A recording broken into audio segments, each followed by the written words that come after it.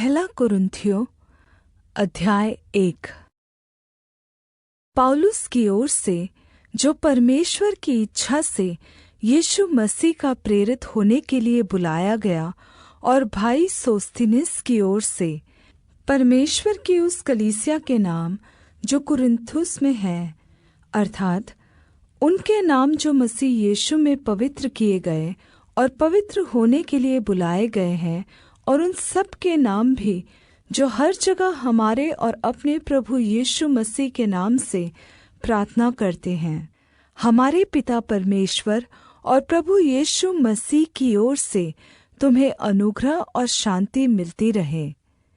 मैं तुम्हारे विषय में अपने परमेश्वर का धन्यवाद सदा करता हूँ, इसलिए कि परमेश्वर का यह अनुग्रह तुम पर मसीह यीशु में हुआ कि उसमें होकर तुम हर बात में, अर्थात सारे वचन और सारे ज्ञान में धनी किए गए, कि मसीह की गवाही तुम में पक्की निकली, यहाँ तक कि किसी वरदान में तुम्हें घटी नहीं, और तुम हमारे प्रभु यीशु मसीह के प्रगट होने की प्रतीक्षा करते रहते हो। वह तुम्हें अंत तक दृढ़ भी करेगा कि तुम हमारे प्रभु यीशु मसीह के दिन में निर्दोष ठहरो। परमेश्वर विश्वासयोग्य है, जिसने तुमको अपने पुत्र हमारे प्रभु यीशु मसीह की संगति में बुलाया है। हे भाइयों, मैं तुमसे यीशु मसीह जो हमारा प्रभु है, उसके नाम के द्वारा विनती करता हूँ कि तुम सब एक ही बात कहो और तुम में फूट न हो, परंतु एक ही मन और एक ही मत होकर मिले रहो।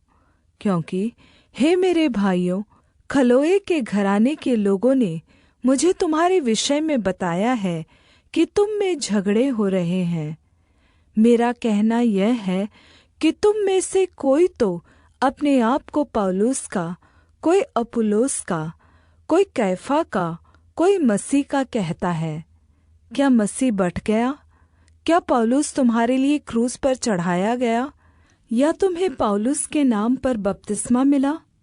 मैं परमेश्वर का धन्यवाद करता हूँ कि क्रिस्पुस और गयुस को छोड़ मैंने तुम में से किसी को भी बपतिस्मा नहीं दिया।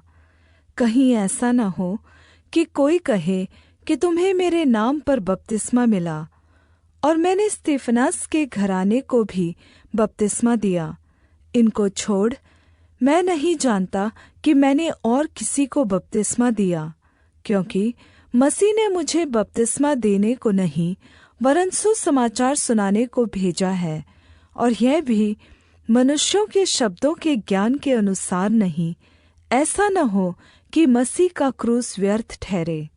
क्योंकि क्रूस की कथा नाश होने वालों के निकट मूर्खता है, परंतु हम उद्धार पाने वालों के निकट परमेश्वर की सामर्थ्य है। क्योंकि लिखा है, मैं ज्ञानवानों के ज्ञान को नाश करूँगा और समझदारों की समझ को तुच्छ कर दूँगा। कहाँ रहा ज्ञानवान? कहाँ रहा शास्त्री? कहाँ रहा इस संसार का विवादी? क्या परमेश्वर ने संसार के ज्ञान को मूर्खता नहीं ठहराया?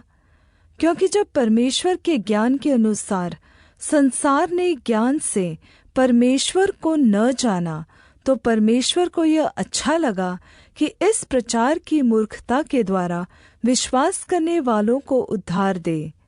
यहूदी तो चिन्ह चाहते हैं और यूनानी ज्ञान की खोज में हैं, परंतु हम तो उस क्रूस पर चढ़ाए हुए मसीह का प्रचार करते हैं, जो यहूदियों के निकट ठोकर का कारण और अन्य जातियों के निकट मूर्खता है।